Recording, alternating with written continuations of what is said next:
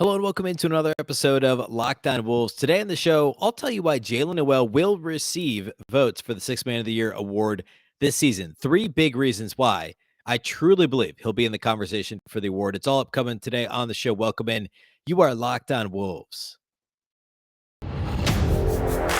You are Locked On Timberwolves, your daily Minnesota Timberwolves podcast. Part of the Locked On Podcast Network. Your team every day.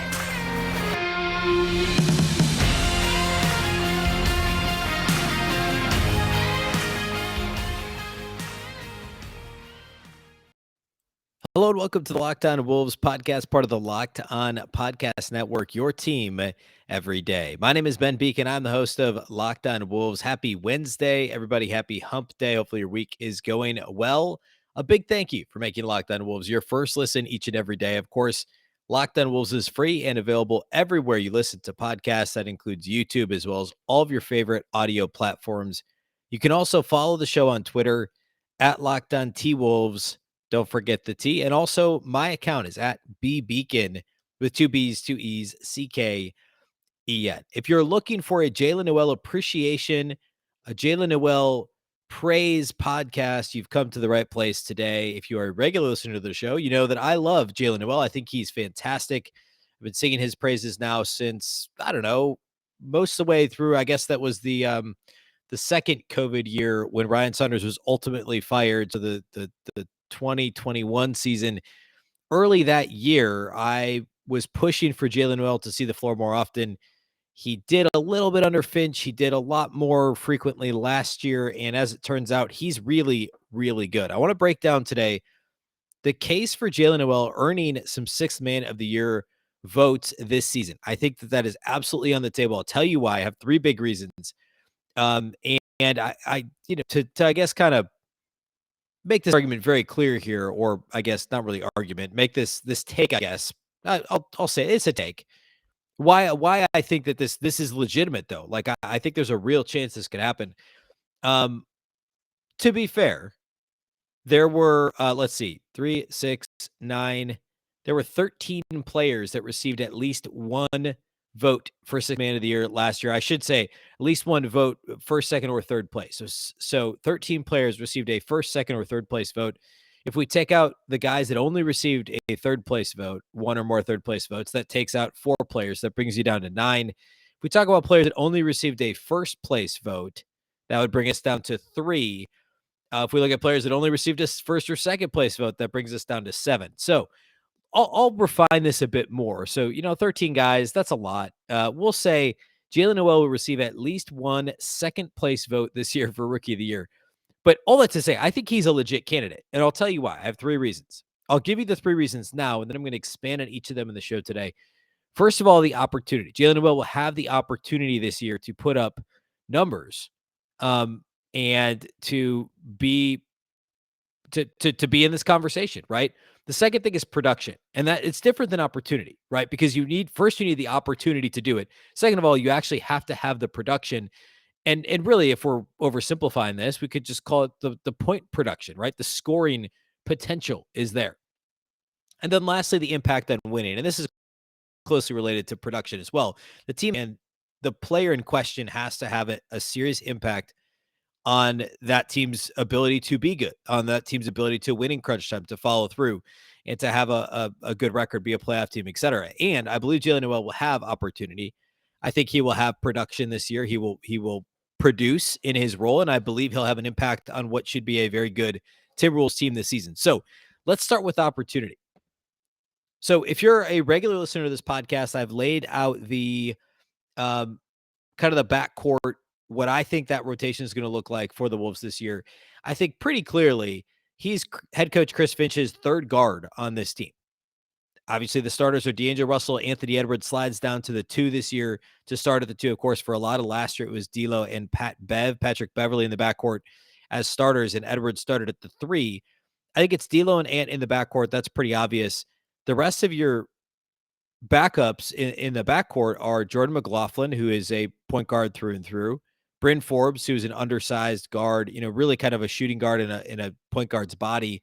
Jaylen Nowell, Austin Rivers, who's on a partially guaranteed contract, and Josh Minott, I guess he's really more of a 3 than he is a 2. So I guess you could say Wendell Moore also, but, both rookies. So really you're talking D'Lo and Ant as starters, and then your 4 bench guys, not including the rookies, are Jordan McLaughlin, Jaylen Nowell, Bryn Forbes, and Austin Rivers in no particular order. Jaylen Nowell is clearly the most talented of those 4. He's really the only one with significant upside. Remember, Jordan McLaughlin's older. He's a 4-year college player. This is his 4th year as a pro now. Jaylen Nowell is the one that has the most upside and the most production of any of those players. Obviously, Austin Rivers and Bryn Forbes are proven in different ways, but Jaylen Nowell is the one that is going to bring, again, the upside, the overall production in that role. And for that reason, I think he is the 3rd guard. He can play the 1. He initiated some offense last year when D'Lo was down, when Patrick Beverley missed some time, when Jordan McLaughlin missed some time. There were guys out with COVID.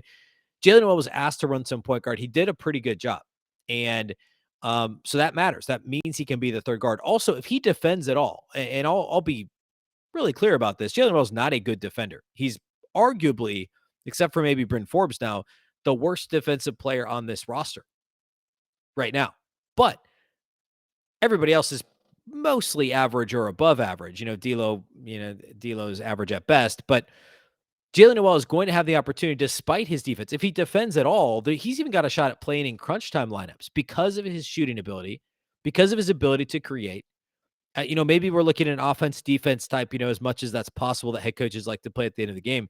Maybe Jaden McDaniels is in on defensive possessions, and if possible, you put in Jaylen Nowell for his shooting, because you put Nowell in the game, you have Russell and Nowell in the backcourt, Ant at the 3, and Towns and Gobert, or even if Gobert gets, everybody's worried about him getting played off the floor, fine. Then you play McDaniels at the 4, and you're shooting at all positions, or you keep McDaniels off the floor. You have Towns and Gobert in the front court, Russell, Nowell, and Edwards in the backcourt. It gives you the possibility of having at least 4 plus shooters on the floor at the same time, Russell, Nowell, Ant, just given his range, and teams have to respect his ability to shoot from 3, and obviously Towns. And then you can add in, another decent 3-point shooter and creator and defender in Jaden McDaniels, or an outstanding defender, rim protector, rebounder, and Rudy Gobert. Those are some pretty good crunch time lineup options. All I'm saying is Jaylen Nowell has the opportunity to be part of that. I think that's a realistic possibility. Along with, another aspect of opportunity is he fills the Malik Beasley void from last year. Malik Beasley was never comfortable coming off the bench as a scorer. He's not your typical microwave scorer, 6-man type, right? Beasley needed plays to be run for him, and he needed transition opportunities to be effective. Malik was not putting the ball on the floor and getting his own baskets, right? He actually was okay in pick and roll last year in very limited opportunities, but that's not Malik's game, right? It's running plays for him so he can shoot off his screens. It's getting out in transition. It's one dribble pull up in transition, getting to the basket. That's Malik Beasley's game. But those shots, that usage rate off the bench, that will be filled by Jaylen Nowell, and to a lesser extent, filling the Pat Bev role. Now, Pat Bev started for most of the year last year. He wasn't normally a high usage player, although he was at times. Nowell is more dynamic offensively than Patrick Beverley, but between Beverley and Beasley, the vast majority of those shots are going to be picked up by Jaylen Nowell. Jordan McLaughlin is not going to step into that backup point guard role and suck up a ton of shots. There's no, Kyle Anderson is really the only other rotational change besides obviously Rudy Gobert. So those shots are going to Jaylen Nowell. And Nowell, when he played last year, had a fairly high, involvement in the offense anyway. And then the next thing is something I want to focus on also as part of production, and that's the fit with Rudy Gobert. So I want to get into that next. And I think that kind of straddles the line between opportunity and production, because the actual on-court fit for Jaylen Nowell with the Wolves' best players is phenomenal. So I want to get into that and really kind of focus. The pick and roll numbers for Jaylen Nowell, spoiler, are probably going to surprise you. They're far better than even I expected when I went and looked them up, and also what that could mean with the Nowell and Rudy pairing together. So we're going to get to that here next. First, though, let's talk about our friends over at Built Bar. If you haven't tried Built Bar Puffs yet, you're depriving yourself of one of life's greatest joys. And guess what? There's a new flavor. Delicious, indulgent cookie dough covered in chocolate. Built has done it again. Let me introduce you to your new favorite cookie dough chunk puffs. Have a light and chewy texture, real cookie dough chunks, and of course, they're covered in 100% real chocolate, as Built Bars always are. All the joys of eating cookie dough without the hassle of making it. Plus, it's actually healthy for you. Cookie dough chunk puffs are only 160 calories.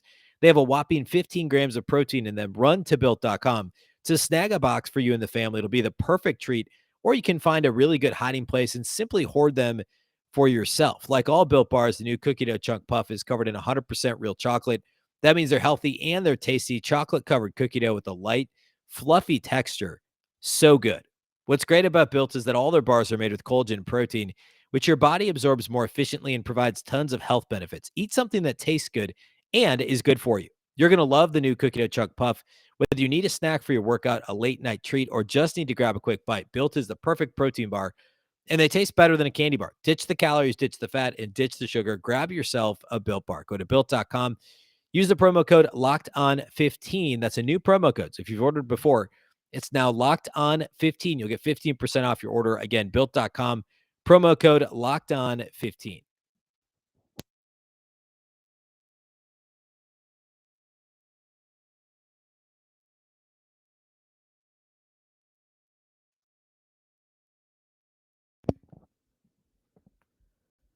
All right, Jaylen Nowell is going to have the opportunity this year to be effective in a sixth-man role, and I do think he will get sixth-man player of the year votes, second place or higher, at least one vote this year. Along with opportunity, I think he will actually be able to provide the production necessary to garner votes for sixth man of the year. And one of those reasons why I think both opportunity and production will be there is because of Jaylen Nowell's fit with both Karl-Anthony Towns and Rudy Gobert. Looking at last year's lineups for the Timberwolves, Karl-Anthony Towns was actually Jaylen Nowell's best pairing in terms of two-man lineups and vice versa. Towns was Nowell's best pairing and Nowell was Towns' best pairing. So Towns and Nowell played 398 minutes together over 48 games, which isn't a super high number. But I mean, it's like, I don't know, like seventh or eighth in terms of Towns two-man pairings. 398 minutes over 48 games. They had a 12.4 net rating, a plus 12.4. To give some context here, Towns and Vanderbilt, who he started next to, that was his third best pairing at 7, a net rating of 7. Towns and Russell together was a net rating of plus 6.9. Towns and Noel was a plus 12.4, which is an absolutely phenomenal mark. No question about it. You look at Noel's best lineups and the players that Noel performed best with. His best pairing was also Karl-Anthony Towns, a plus 12.4. Obviously, as you know, it goes both ways. The Towns and Noel pairing. And Noel's other good pairings it was mostly other guards. In terms of bigs, Noel was far and away best with Karl-Anthony Towns. Why? Because Jaylen Nowell was so good in pick and roll. Jaylen Nowell last year was the Timberwolves' best pick and roll ball handler player if you're looking at any sort of volume. Malik Beasley technically was the best, but he did it less than one possession per game, actually half a possession per game. So less than 6% of the time was Malik Beasley actually handling a pick and roll. Jaylen Nowell used about a quarter of his possessions, 24.3% of his possessions was as a pick and roll ball handler, and he put up 1.06 points per possession. That was better than D'Angelo Russell. It's better than Anthony Edwards. It's better than Patrick Beverley. It's better than Taurean Prince, any other Timberwolves player. Jaylen Nowell was the best pick and roll ball handler player on this roster last year. And that combined with Karl-Anthony Towns being such a good pick and pop player and a decent pick and roll player, and Rudy Gobert being arguably the best pick and roll big in the league, certainly a top 3, top 5 pick and roll big in terms of roll gravity. We talked about this on the show before. Not only does Gobert have the wingspan, the length, the ability, we know he's the best 2-point shooter in the league. He was over 71% inside or 71% on 2-point attempts last season. But Gobert also has the gravity as a roller, meaning he's sucking the defense in towards the paint. So he's effective when he gets the ball in his hands, even if he doesn't. If Jaylen Nowell or D'Angelo Russell or Anthony Edwards doesn't dish the ball to Gobert, he's still pulling the defense in.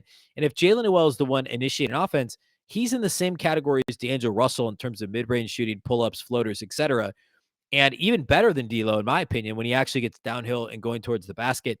I've talked about this before. I think Jaylen Nowell is actually a bit of a cross between D'Lo and Ant in terms of how he plays. He's not at all like Malik Beasley, even if he's, I mentioned he's filling that void in terms of shots attempted off the bench, but he's only nominally filling that role in terms of how he plays. He plays more like D'Lo, really a mix between D'Lo and Ant. I think he's more aggressive going to the basket like Ant, and he has more athleticism than D'Lo. Obviously not in the same realm as Anthony Edwards because, who has athleticism in that realm? Very few. But the playing style is more like D'Lo, where he can initiate, He can pull up. He's very comfortable at the elbows in the mid-range game. He can shoot from three. He's improved from three, as D'Lo did early in his career. So I think there's a ton of similarities, and it's one of the reasons why it's so exciting to watch Jaylen Nowell get the opportunity, because Ant and D'Lo are the starters, and they're great. Jaylen Nowell does a little bit. He brings a bit of both of those worlds in the same player.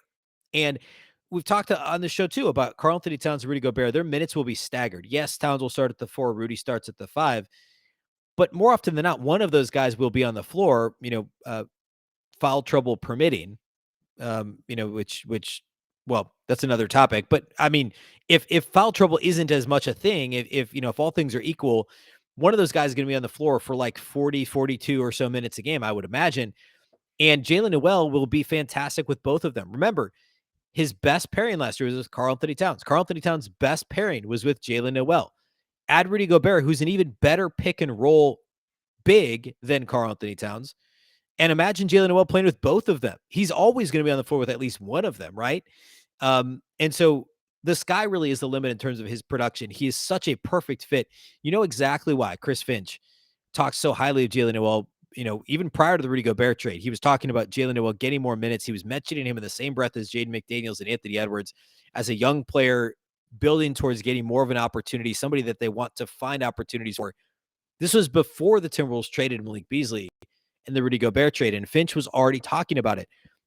Chris Finch knows that Jaylen Nowell's best pairing was Karl-Anthony Towns, and Karl-Anthony Towns' best pairing was Jaylen Nowell. And Jaylen Nowell was the Timberwolves' best pick and roll ball handler player in terms of points per possession last season. Rudy Gobert was one of the league's best pick and roll bigs last year in terms of points per possession. He's been one of the best pick and roll bigs over the last several years in the league. All those things are really collectively a match made in heaven with this Jaylen Nowell six-man type role, playing with Rudy, playing with Karl-Anthony Towns. It's really exciting. I have to keep reiterating this. The best pick and roll ball handler on the Wolves last year in terms of points per possession was Jaylen Nowell. I should also point out that Jaylen Nowell had a better true shooting percentage and a better effective field goal shooting percentage than both D'Angelo Russell and Anthony Edwards, and for that matter, most of the Timberwolves. If you're not familiar with what those stats are, true shooting essentially just takes into account twos, threes, and free throws. So it's supposed to be an all-encompassing efficiency metric. Effective field goal percentage essentially is weights 3-point field goals appropriately. So Jaylen Nowell, if you throw out the guys that didn't play significant minutes, Karl-Anthony Towns had the best effective field goal percentage on the Wolves. Jared Vanderbilt was second because he only shot twos primarily and was really good at them because he shot them from right at the basket. Taurean Prince was next, somewhat surprisingly, and then Jaylen Nowell was after that. So he was fourth on the Wolves in effective field goal percentage. True shooting percentage after Towns, Vanderbilt, and Prince, and Naz Reid, surprisingly enough, then Jaylen Nowell. So he was fourth in effective field goal shooting percentage, fifth in true shooting percentage, well ahead of both Anthony Edwards and D'Angelo Russell in both marks. And then the free throw rate is decent too. The free throw rate for Jaylen Nowell last year was 0.223, which is just a shade below D'Lo and even closer to Anthony Edwards. Anthony Edwards was 0.225, Jaylen Nowell was 0.223. So that free throw rate ticks upward. The efficiency on the field goal shooting is ticking upward in the both true shooting and effective field goal percentage. And then also, this is really interesting, turnover rate. Jaylen Nowell had the second lowest turnover rate on the Wolves next to Malik Beasley, who we talked about this earlier, didn't create at all. But Jaylen Nowell also had what was like the fifth highest assist rate on the team. He had a 20.2% assist rate and only a 7.4% turnover rate. So the turnover rate of almost half that of D'Angelo Russell. A turnover rate of almost half that of Karl-Anthony Towns. And an assist rate that was better than Karl-Anthony Towns. That was, not to where D'Lo's was, but D'Lo was essentially always a point guard when he was on the floor. But a 20% assist rate, I mean, that's point guard territory, right? I mean, just slightly below Pat Bev, ahead of Towns, ahead of Anthony Edwards. So an assist rate better than Ant, a turnover rate better than Ant, a turnover rate half that of Karl-Anthony Towns, roughly half that of D'Angelo Russell. Jaylen Nowell was far better than I think a lot of people realized last year. Now, it'll get more difficult when he gets more minutes, sure, because teams will key in on him a bit more. He's less of a well-kept secret now. But again, roll gravity of Rudy Gobert, the attention that Karl-Anthony Towns will draw, the even if it's a subconscious breath of fresh air that or deep breath that teams will take when they say, oh, D'Lo's off the floor, Ant might be off the floor. But Jaylen Nowell can do a lot of the same things as D'Lo and as Ant. Not in the same way necessarily. Well, actually pretty similar to D'Lo, but he can be effective. He's more efficient as a scorer than both of those guys, and yet can still bring the element of three-level scoring, of three-point shooting, of drawing fouls, and also assisting without committing as many turnovers. And for those reasons, the opportunity and the production is going to be there for D'Lo. And now for Jaylen Nowell. I also want to talk about the potential impact on winning that I believe Jaylen Nowell will have this year. That's how we'll close the show here today.